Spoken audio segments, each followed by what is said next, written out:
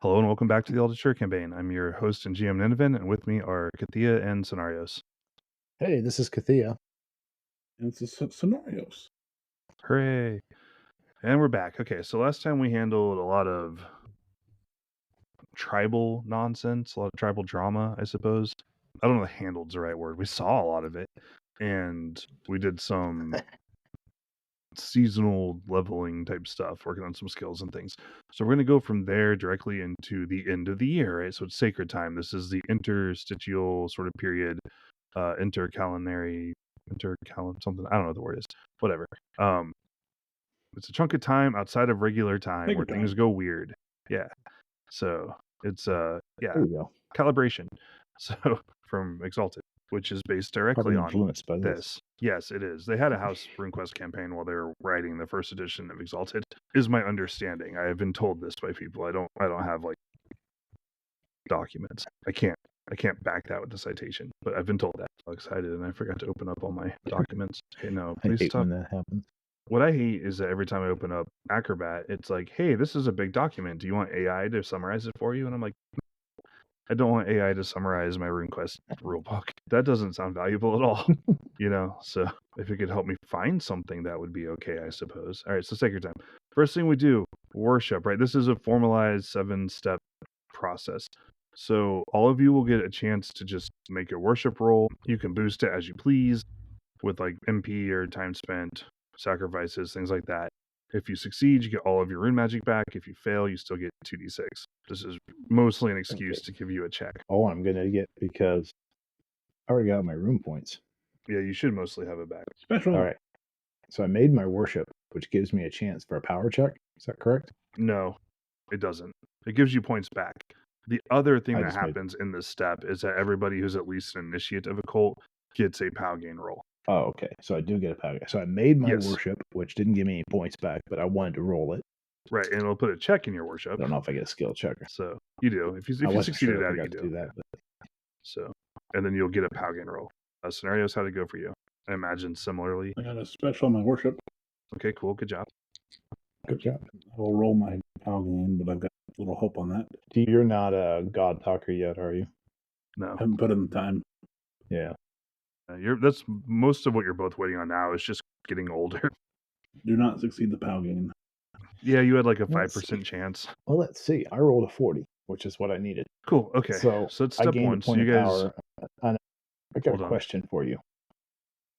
Yes. The current rules say I need a 15 power to advance. I guess I'll worry about that later. I'm just going to drop it in there. We can talk about that. Okay. I learned a new spell. Okay.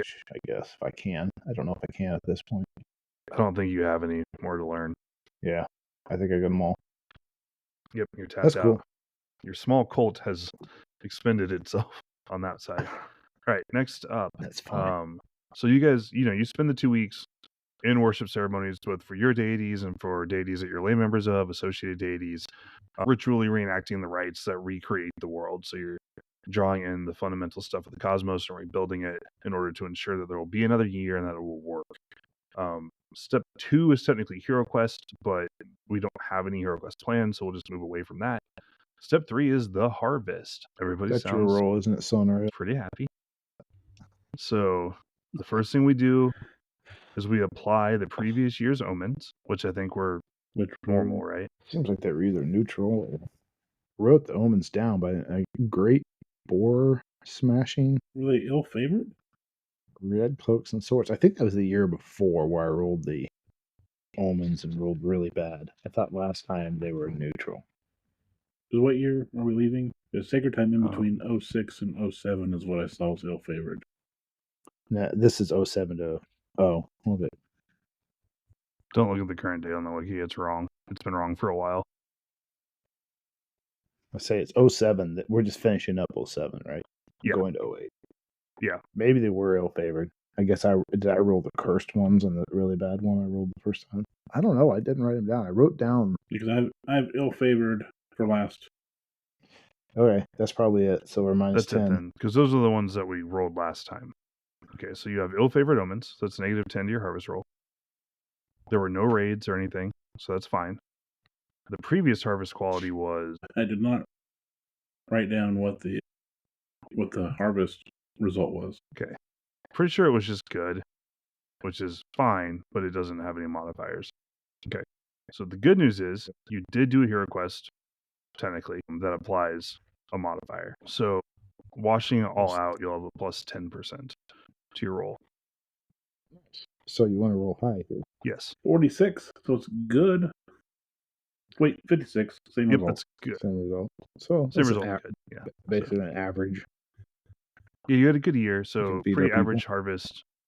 Yeah, plenty of food, no surpluses, but no shortages either. So not bad. No starvation. No starvation. Yay. Good work, team. Okay. Next step is adventure income. So the way this works is that we determine your income from your occupation incomes. So I think you guys know how to resolve that, right? Yeah, mine's just a straight number now. Yeah. So they're down in their table on 423 in case you need it. But so the warrior's So income doesn't I take any get harvest 60. result modifiers. Yeah. So you still And roll, then I'll you go just ahead and take out ignore your 6. harvest modifiers. I roll for that? You roll for I your thought my income income, was a set. but your standard of living is paid. The big thing is your income my- is rolled for. You do not take harvest result modifiers. So how do I roll for this? I don't remember now. There we go. Is that just a straight roll? Still against a relevant occupation skill. Yeah. Do I get to pick an occupation skill? So can I pick my You high go bow to the skill? occupation for you as warrior. Then you pick one of the ones that's bolded. Well, so I only get battle. Looks like it, yeah. Your job as a warrior is to handle that sort of stuff. Provide leadership, instruction as a thing. So I roll against my battle skill. Yes. I feel like we've done this. That's fair. We've done this. We've done this. I get it right. I feel like I've done it, but I don't remember it. I'm sorry. So battle. I'm not as good at this as my other stuff. For my I felt Okay, failure means you get half, so you get 30 lunars. Yep. Okay. Soinnarios, you have more to manage here because you're handling multiple grounds. So I had 2 successes and a special success. So I got Okay, a cool.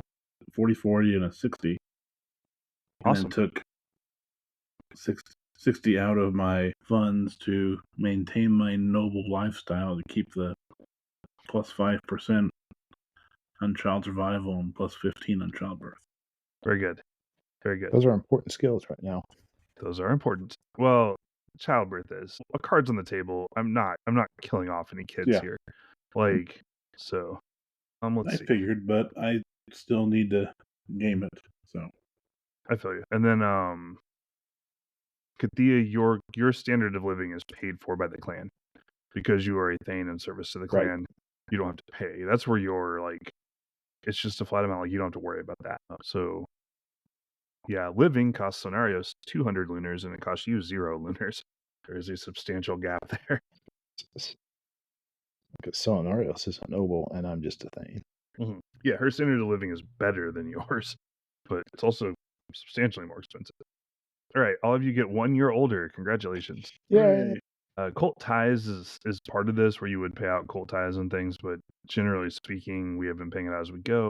So we don't have to worry about that. Next up, family roles. We're not really going to do a lot of family roles. So the last thing, so we're going to record, and could somebody put this up on the wiki, like this year's results, and put normal harvest, so like good harvest, and then we're going to do the omen roll. Kathea, that's your job because you are with the stars and celestology and all that stuff.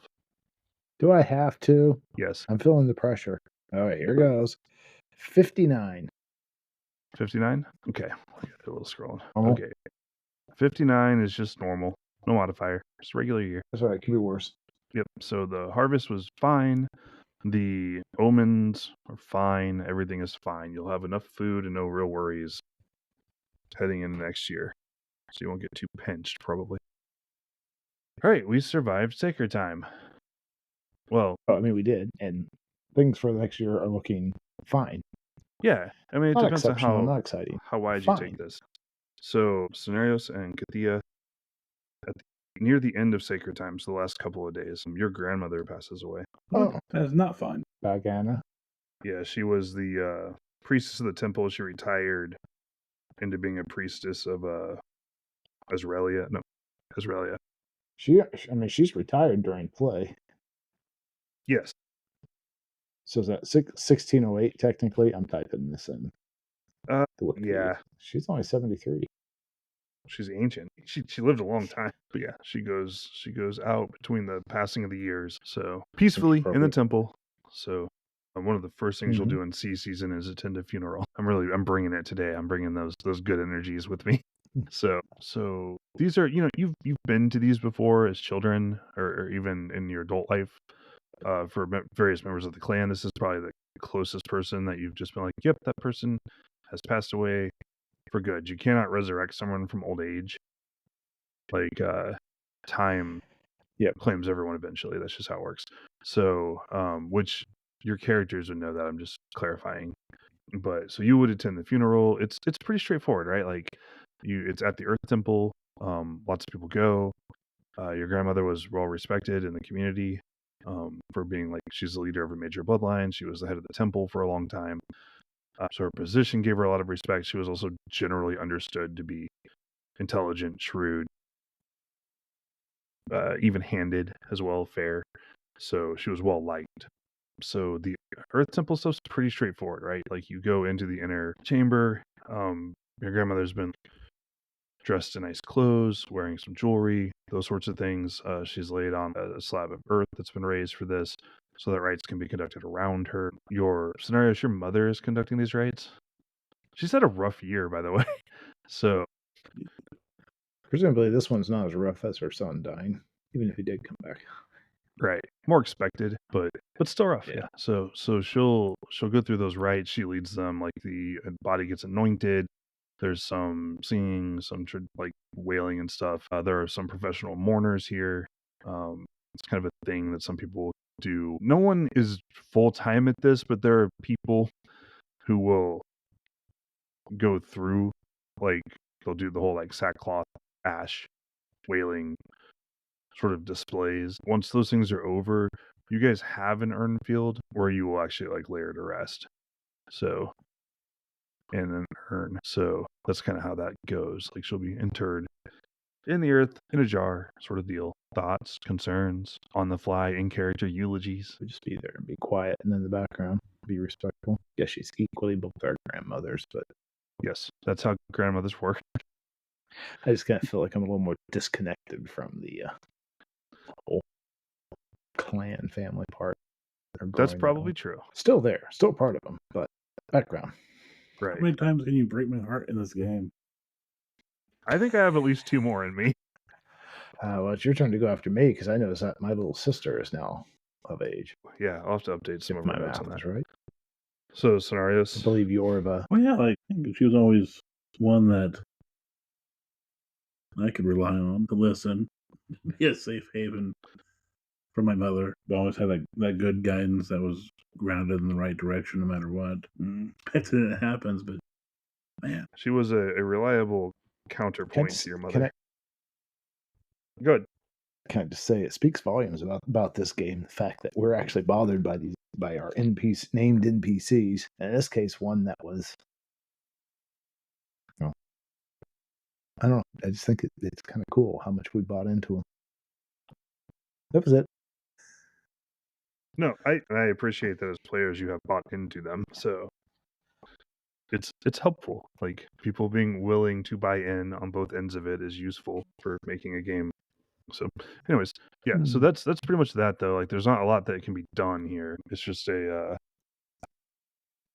sad moment as the elders of the clan start to and she's among the older of the she was among the older of the elders, but your characters are growing up, becoming adults, eyeballing rune levels, getting married, having kids, taking on property, like I mean it's just the cycle of life. Cool. All right, so next up for season, there's a lot of, so the first thing that's going to happen here is that there's a lot of property being shuffled around, right? Kathea, you are assuming control of the 3 Hallstead from Soinnarios.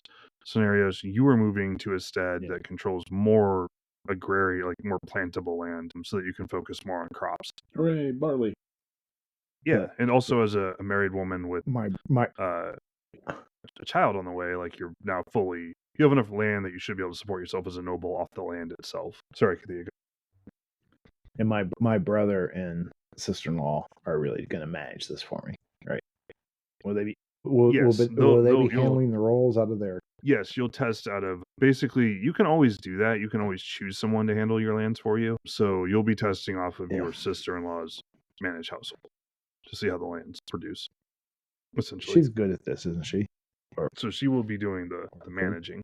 Also of note, you're moving in with them, so you're basically taking Soinnarios' hall because there are 3 halls and she lived in the one. Your other brother, Durdast, is moving in as well. If you remember right, I also had invited my cousin Ellendor.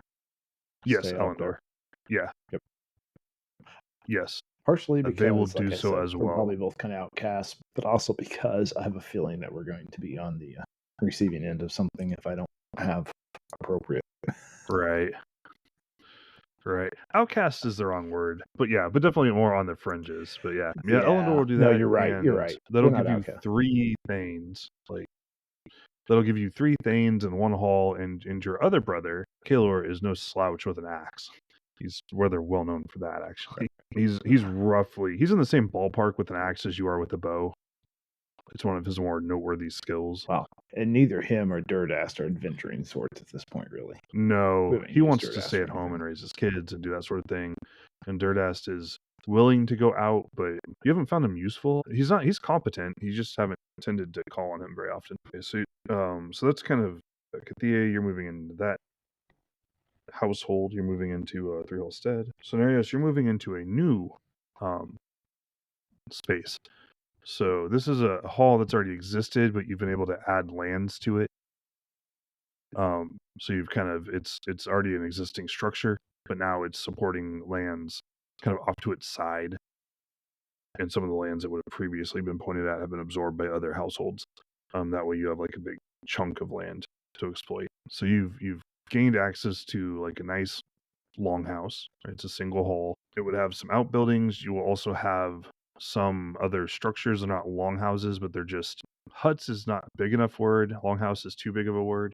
Somewhere in between, like housing for people, so that your Carls will live closer to the lands that actually work, but they'll still be within 5 to 20 minutes walk of you. So you need to move all your stuff there. You need to move your husband there. You are opening new land that was on the edge of what you took from the Mandarin, so you need to select some people.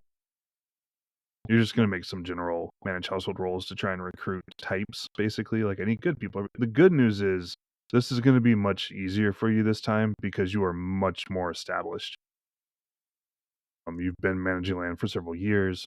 You're obviously an up-and-coming member of your clan and your tribe. You are married. You know, you have a lot more going on. So don't be as nervous about it. Maybe a little. So, like I said, your hall is a single structure. Moving your stuff isn't that hard, right? No matter how much. You are a wealthy noble, but still, right? You're like a bed, a couple of chairs, a table. Like a couple of chests, My brewing some stuff. pottery and things. Like, say what? Stuff for my brewing. Yeah, all your brewing That's a stuff big has to thing. move, and that will take more. Yes, and well, yeah. So of your possessions, those are probably the most complicated to move, and even that's like a hut and some broken pots. Like the pots are I broken will on bake a purpose. You bronze just egg need pizza. There you go. If people help me move, I'll give them homemade pizza Yeah, with figs and cheese. and homemade So, beer. Homemade beer with figs. Tastes just like the pizza. Yeah, pretty much, just less cheesy. But yeah, moving is not that hard to accomplish, especially with your husband in tow. They're just like, you have nice things and you have more of it than most people do.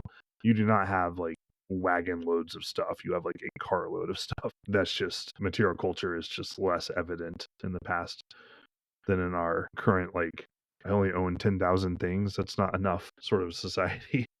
So Pre-industrial revolution. Mass production. just less stuff in general and way less metal. But in any event, yeah, that's kind of how that goes. It's relatively easy to accomplish. Go ahead. I probably have to come up with furniture then because I don't think I have any. Yeah, you will. That's okay though. You'll probably inherit some of your grandmother's stuff. Yay! I could use a bed and a desk and I don't even know if I need a desk personally. Though I can read and write now, so maybe I do. It's true. So yeah, that stuff will get sorted. That stuff isn't too Cool. complicated. If you wanted to spend money to buy nice things, you could pretty easily do so at this stage. Soinnarios, the big thing for you is that you need to move your shrine. This isn't your shrine is like a dedicated space where you have some sort of votive image of your goddess, in this case Pelora. So you would have like a wooden statue or maybe a stone statue or something like that depicts her, and then you would have an altar. So the altar would probably just be two upright pieces of stone with a flat stone laid over them, where you can leave offerings. You had enclosed it in an enclosure, so like a square of earth, like a waist high wall, half wall. That's pretty easy to get rid of. It's also pretty easy to erect a new one. But moving a goddess around isn't like you're just gonna like toss her in the cart and take her with you, you know. So you'll need to organize like a processional to handle this. Okay, I will reach out to the Nola Temple, see if they would help or Right. not. So the way you would do that probably as the leading like initiate of Pelora is just to ask your own little congregation of people who show up to her services to help you with it, right? So don't forget, you're not a god Service talker Sunday. of Pelora, but you're still kind of a big deal on that front. Yeah, so I will beckon them to help for Pelora's sake and mine. Righto. So do you have any idea of how you want this to look, or do you need a little nudging on that, or With the processional yes? or the shrine. Well, the shrine we've kind of already talked about, and I would assume you're going to leave it roughly the same. Yeah. Unless you have plans for improving it. Okay. So yeah, the processional itself. No. Like, how do you intend to do this? I think we might even start a service and then even sow a few seeds on the way, because at least barley back at Three Hallstead was not as formal as other agriculture. Mm-hmm. So sow some seeds along the way to the new site that I've picked with Pelora's help, of course. Sing songs, crack acorns along the way until we get to the new site and plant it, and literally plant it by, instead of using a shovel, actually using a plow to break up the earth to set the shrine in. Okay, nice. And put it in place and end it, and then backflip. Do a backflip? Sorry. Okay. Negative points for the backflip. Boo. But no, I get you. No, that sounds good. That sounds good. Cool. So yeah. So over the course of a day-ish, you'll be able to situate your new shrine and have everything kind of handled up. So it's kind of a mini festival where there are things to do and then some celebrations at the end. So it's nice. It's kind of like a housewarming for the goddess, as well as kind of your own housewarming, which it's nice to have that sort of congruency. I guess, should I try to find the right Carls and Cotters or whatever I need? We can do that. I want to talk about the actual lands that you hold because I just haven't described them very well. Like we've just said, like, oh, they're agricultural lands. Okay. So these are going to be your 5 hides they're not strictly contiguous. So there is some like you don't have like a bounded square of land. You have like areas of land that touch each other and are all centered around your own stead. But what you mostly have is like the most of the territory you took from the Mandarin is hill country. It's rolling hills that are really suited to grazing. But along the edges of it are some land that was more part of the riverland, so part of like your like river valley, just the upper edges of it that are still pretty suitable for cultivation and plowing. That's land that you also took from them in order to reach the hill country. So you're basically being given a strip of land that adjoins the hills. The house you're living in was one of the stead that you took over, I should say, would have already belonged to your clan, but it would have been pointed mostly at lands further down the river valley, closer to the water. You've shuffled things around so that when you take that strip, you're like pointed out now, and the lands that you were administering from this household have been absorbed by other steads. So you have a lot of high river valley into gentle hill land. This is actually a good place to grow barley because barley is fairly drought resistant. So not having less water be able to reach you isn't going to impact you as much. So it's a good use of the territory. So and this is part of why your Carls live further away from you, is that you're now largely in control of like a long, narrow strip of land instead of having like the land kind of like with your house in the center. and land all around it. You're off on kind of one side of it, but that's mostly just Okay. detail stuff. Sounds good. So just so you have a sense of what's going on. So one of the things, and part of the reason this is relevant, is that while you are still able to go visit your Carls and stuff every day, they're no longer in the same house as you. So what you like, they're no longer like literally in the same building as you. They're still in your household, broadly construed, but they're not like living right next door or like in the same room as you. And that may change what you value out of them a little bit. Like them liking me. That might matter less. Being more independent or loyal might matter more. So, but yeah, I mean, it just might change up how you want to approach things. It doesn't have to, but just, Yeah, I think loyal and self-starting, like any good old interview, probably the top things, along with a husband who's a good farmer. okay. So I need 5 sets. if you were going to rank don't I? those in order from most to least important, yeah, if you were going to rank these in order from most to least important, Self-starter, then loyal, then farming, because we can teach farming easier than the other two. okay, makes sense. We'll see. Okay, no, I get you. So basically, how we're going to handle this, because your position is much more cemented, you just need to make some managed household checks to see who you can pull to you. This is also a better job, right? Like being a farmer instead of being like, I need you to raise sheep, you're going to be looking for people who have already proven themselves to be more responsible and capable. So your options are probably a little better too. So just make for each hide, and they're all your 5 hides of land are basically interchangeable. Your home hide has your shrine on it. That will matter later on for some rolls that you make during like harvest and stuff. But otherwise, yeah, just roll for each hide, and we'll see how you do. Success. I would assume you're Success. getting fairly easy. You want to know how much I succeed by? If you get like a special or a crit, let me know. Success. Good job. I know these are going to be pretty easy. Success. That was a close roll, I take it? 89. Okay. Oh no! Dang it. 93. fail That's at a one? failure. Okay. Cool. Yeah, by 1. Okay, that's not bad. That's not terrible. Okay.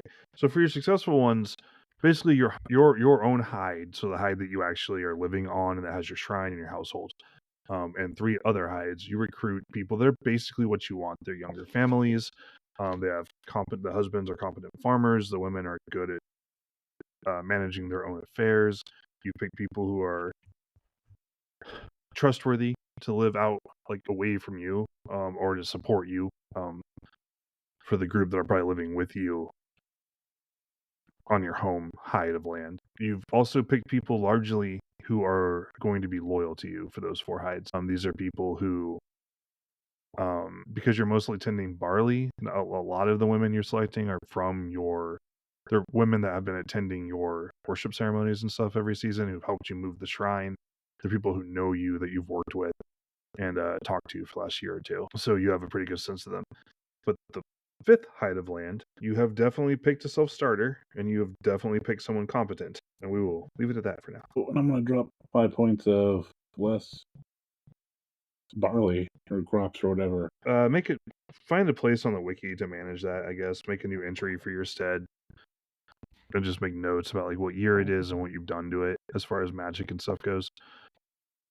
You don't have to do that right now. Yep. Just keep it in mind. Cool. Okie doke. Okay, so that's this sort of stuff. Moving your household, moving the shrine, recruiting people, getting them settled in, getting yourself settled in, actually plowing these lands, because they've lain fallow for a couple of years as you've sort of handled other issues. This is like more land that you've opened. They've probably been grazed off and on, but you've decided that it's put to better use for farming. So you're going to need to spend some time, like your husband is going to be spending some time for the other men clearing land, like cutting down some trees and stuff, and then plowing and planting. And that's going to take a lot of work. Planting is sort of generally when the men are doing the final pass of plowing, because you will often plow more than once to turn the earth fully. The women will follow behind and plant, so they'll just scatter seed behind them. So you'll spend a fair amount of time doing that. And this is pretty easy. You're not only are you not that far along in pregnancy, but your pregnancy is not going to be particularly encumbering. So you're able to do that sort of stuff. But it does keep you busy. But you've got a lot of that stuff going on in sea season. But you don't have to shave any sheep. So hooray! Yeah. This is better already. Especially in sea season when they're all wet and smelly. Cattle are fine.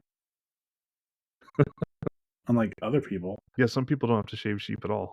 Okay, so Soinnarios, is there anything else you're going to want to do during sea season outside of these projects? If I haven't heard anything, I might send a letter to Aldertur to that priestess to see if she's heard anything about Baronth's kids. Okay, you can do that. I'd also like to note, because I'm not sure that we've talked about it, the Arnalda Temple does provide some free training and things. I don't know if you've looked at that. They might not be things you care about either, to be fair. Oh, look. Kathea, we're going to get to you, I promise. You're fine. Okay.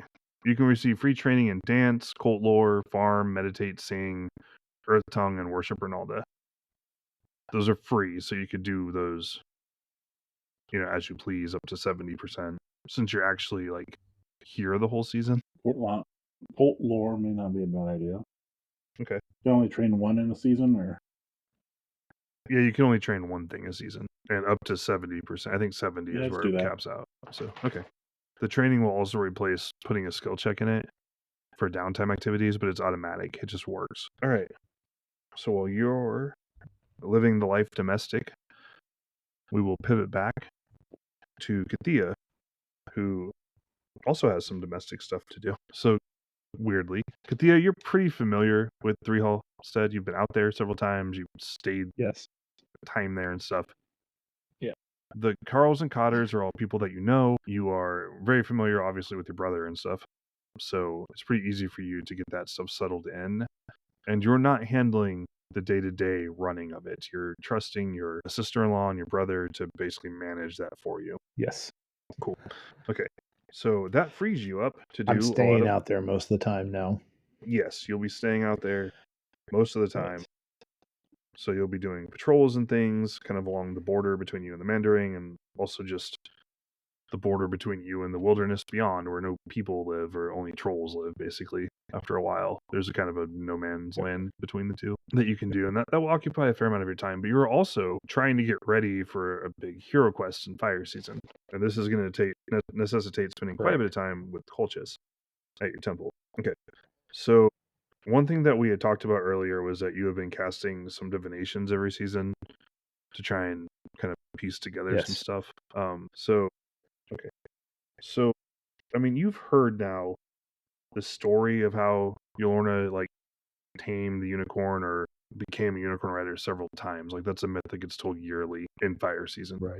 So you're somewhat familiar with it, but you've also been casting, I think, 3 now divinations to try and put together my specific one. Put together, your specific stations or get some guidance on how you need to approach it, beyond just the basics.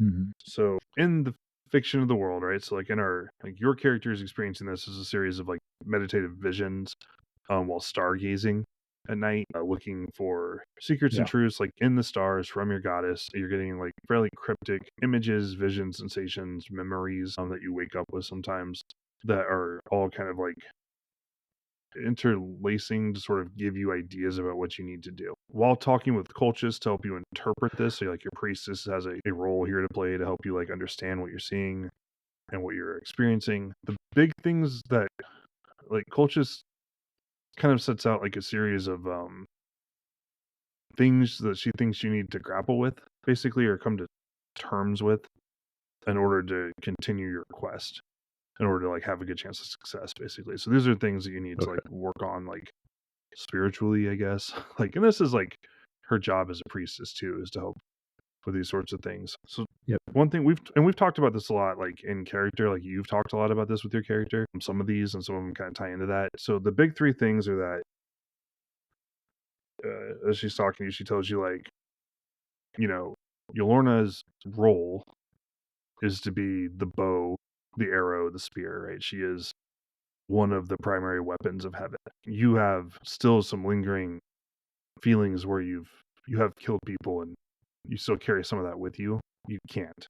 You have to let some of that go. Sure. That's item 1, I guess you would say. She also tells you that as the Starbringer, and you've experienced this from the other end, right? Through your hero quest with your spirit, with your subcult. Part of being someone who sends the stars to Earth, someone who sends out adventurers to fight monsters and evils and battle demons and slay chaos, is that you're going to get other people killed. Flat. People will die under your watch and under your command. That's just part of it. So basically, I have to come to terms with the fact that I'm going to lead people and they're going to die, and I'm going to kill people, and I have to let it go afterwards and not dwell on it. Yep. And the third kind of the trifecta here is that she points out too, like, sometimes you're going to lose. There are going to be times when you try to save someone and you can't. People who aren't under your command or your enemies. People will die because you failed or made a mistake. Like, in a sense, the people you're trying to rescue. And you have to live with that too. Now, I will say, these are not mechanical tests, right? Like, I'm not going to be like, roll for character growth. Right? But, those are the big, like, we've talked about this. Like, this has been an issue for a character for a while. They actually fit her really well. I like that. Yeah. So, Nope, those are things overseas. She took it hard when her cousin died. Right. Sorry. No, you're good. You're good. We're almost always a tiny bit desynced, and that we stumble on each other. Yeah. So those are things that your character, like, as you're working through the season and preparing yourself. Also, like, Alea the Silver told you, like, hey, if there's things you need to work on, get those straight.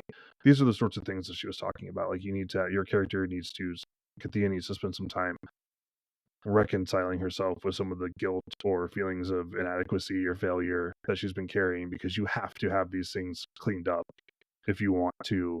Like, you have to have a purity of purpose, right? Like, you have to know what you are and be content with those things, both the good parts of them and the bad, if you want to, like, progress on your path. So that's a lot of the death rune and a lot of the fire rune tend to drive you towards those sort of like ideological, sort of ascetic purity and removal type of things. What do you want to do with that information? I guess I should ask. I was trying to figure out if it's worth visiting those things. Like the people, like, do I visit Korn? I think I'm going to do this, actually. If someone wants to travel with me, they can. I'll go on my own if I need to. I think I'm going to travel to my own shrine.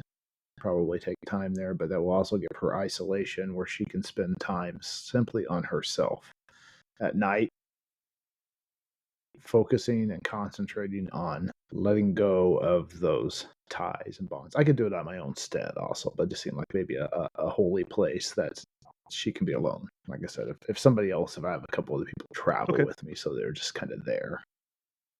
Does that make sense? Yeah. So you're gonna spend time those are things she needs. At your so-called shrine. Yeah. And if there's, I don't remember if I fixed it last year and paid for that. If I need to do something for it, I will while we're there. But she'll do some of that during the day, but a lot of it at night. It's going to be, coming to terms with the fact that as a warrior, when she goes into battle, people are going to die. And the only ones that weigh on her are really the ones at Three Hall Stead, because those were fellow tribesmen. And she's got to accept that as a warrior that happened. And you're right. She has to accept that Quorum's death, and even though he came back, and that's going to happen.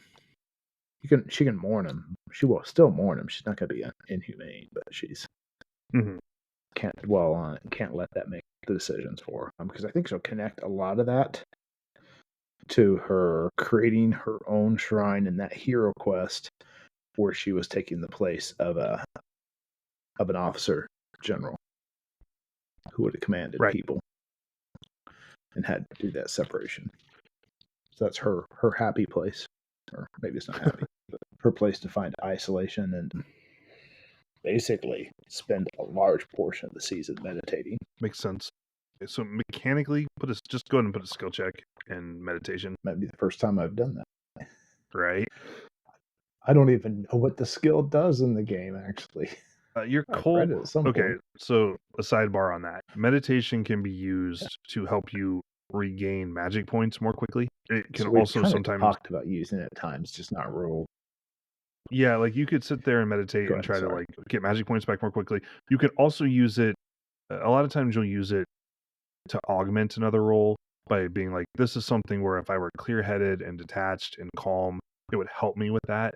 You could use it to augment. Oftentimes magic roles will benefit from that. But yeah, it's an odd skill, but it is it's tied to a lot of solar cults. But most cults will teach you meditate. It's one you got to work on enough to get good enough before you want a chance using it. For augments, yeah, definitely. That is certainly the case. Okay. So yeah, you'll spend a lot of time on that. Your goal, and again, this is something your character has been grappling with. So like, we're not making rolls to see like if you move past these things, you can just sort of make that decision as a character. But yeah, you're seeking a place of stillness and distant quiet that where you can just figure out how to let these things go, turn them away from you to find something, sharper and clearer that is more in line with like No, the I think sky, she has because the to sky's fairly concentrate on aloof. letting those go and also setting up in the future so she will not be burdened by those and make bad decisions based on the fears of killing somebody or getting somebody killed. Right. Makes sense. No, that's cool. So yeah, so we'll kind of push that character stuff to a head. Otherwise, a lot of your preparations are going to be when Colchis is talking to you is about like, this is the hero quest itself, like this is how it works. There are several people who have gone on this and succeeded, right? So it's not like the actual structure of the hero quest is unknown to you, but it largely has. Yes, preparing for your hero quest or putting in that work. I had commentary on the structure of the quest, and then as soon as I started saying it, it just like fell out of my brain like a fool. So just give me a second here. And I was like, this is how it goes. And then as soon as I started talking, I was like, wait, how does it go? So I will get it back. I just need a moment here. So the core themes here, as discussed in one of our first sessions, is that you went out, like Yolorna goes out to hunt a creature, not so much to kill it, but just to see it, right? Like it's an enigmatic animal or beast or demigod or something, and she wants to know what it is. So she goes searching for it. While she is doing that, like the more she tries to find it, the more she kind of realizes that she can't capture it, right? So she sort of realizes that like this isn't something that you can brute force or make happen. Like it's not a test of skill. And so she focuses more on when she realizes this and tries to become someone worthy of capturing the creature, that's when it works for her. That's when it reveals itself. And that's how she kind of gains the access to it. So at that point she becomes like not really like an owner of or has subjugated or subdued the unicorn, but she becomes an ally of his, or they become allies of one another. Right. Does that sort of make sense? Like I said, we've talked about this before. Yep. I just wanted to make sure that we're kind of on the same page. Okay. So the unicorn will be a companion, not an allied spirit or a right. Or yes, that is correct. Okay. So essentially, from talking to Colchis, from examining the myths, all this stuff, you can kind of boil down the key parts of the hero quest. So like these are like things you need to get right, like your stages, to like 7 categories or 7 sequences or stations or however you want to say them. Okay. We can call them stations, but that's deprecated terminology. So basically, there is a starting sequence where Yolorna prepares herself to go out on a hunt. Right, so she purifies herself. She gets her things that she uses for a hunt, and prepares to go out to pursue her task. The second stage is what we would call like the second sequence is basically she's looking for the unicorn, but she can't find it. She's hunting this creature and she cannot succeed. Every time she tries, she's stymied. She doesn't ever give up, but she just never gets there either. Like that's kind of the second portion of this is the sequence where she cannot get it done. The third portion of this is where she has that like, okay, I can't chase, right? I can't like use force or skill to make this happen. Like I have to change something about myself in order to get this to happen. So she has that like inward turn where she tries to purify herself and become worthy of this. Right, yeah. Epiphany is a good word for it. So your next sequence here is like where the unicorn actually reveals itself, where your goal is manifested. So you actually get to interact. Like the unicorn actually appears, reveals itself to Yolorna once she has, acted on this epiphany. The next sequence is kind of like the cool sequence, right? It's like the fun sequence. This is the sequence where Yolorna rides the unicorn, so there's an actual moment of like Yolorna isn't just someone who knows a unicorn or hangs out with a unicorn. She is a unicorn rider. So that sequence happens. The next sequence is a kind of like alteration or reification. This is where, having done these things and having encountered this unicorn, Yolorna is changed by the experience, right? She gains some things as well. Transformed experience. For a little bit at least. There's, Yay. like we said, that reification step where she like gains something from it. The final step is just returning from this. So now she has the companionship of the unicorn. She has that alliance aid. Returns to what she was doing previously to the hunt. So it's kind of the stages. The return is obviously like where you would come back from your hero quest, right? So those are, and culture is kind of like, as you're distilling this, these are the sort of that's like the key sequence of events. So you kind of want to try to get those in order, and you kind of don't want to like miss one or screw one up. What was number 6? I think that's what you started sorry. on me. So after riding the unicorn, like actually making that like sort of icon image before the return, is like a alteration or reification where Yolorna is like, she gains, like she's changed or is gains by the encounter. So it's not just that she has it's like she experiences like a change as well. I must have misnumbered somewhere. I end up with 6 of them when I was writing this down. Sorry. 7. Okay, we've got prep, failure, inward turn, manifestation, ride, reife, and return is the last one. Okay. Cool. Sorry. Right. So I'm trying. That's all right. So this is like the basic structure. So those are key points you want to shoot for, things you want to prepare for as part of the hero quest. Cool. She'll take time and actually while she's doing her meditation, she'll do meditation on each of these individuals throughout season, kind of get a mental picture of what she's going to do. I'm not going into any more details, just saying that's part of it while she's doing her prep. Nope, that's cool. Sounds good. Is there anything else? I know you have a fairly loaded schedule. Is there anything else she wants to accomplish during season? I don't really think so, because I think between any direction she has to give to her new 3 Halstead, if there's anything else, I mean, it'd be the exact opposite direction, but if there's time in there to run over to Aldature and check on Quorum and see how he's doing, but if there's not, then I'll just focus on Adarstead, going out and doing my meditation, and she'll just be very focused on prepping. Okay. Sounds good. Yeah, I would say it'd be hard to do. It'd take like several days on both ends. She'll spend roughly 4 weeks of the season around her stead and around 4 weeks out at the shrine. And I don't know if there's anything I need to spend to do upkeep on that shrine now, or is it good? I don't know that we need to do it. Okay. I can poke around a little bit. Go ahead. Sorry, it's been a little disjointed as a session, so I apologize. You've been good. It's good. Don't apologize. You're doing great. Okay, so shrine it's expensive to establish, but it's not expensive to upkeep. I mean, it's a little money, but let me look. It's probably just gonna take like a lunar or 2 per season to actually upkeep it now that it's established. So I could drop basically 5 or 6 in for the year. Yeah, just be done. 5. Okay, so we have paid for the entire year. Good job. Yeah, they're expensive to raise, but once they're built, they're largely stone. So, yeah, like they're pretty durable. Cool. So yeah, you'll spend most of your season on that. So it's kind of a relatively somber season for you overall. Yeah. Yep. It's okay. Cool.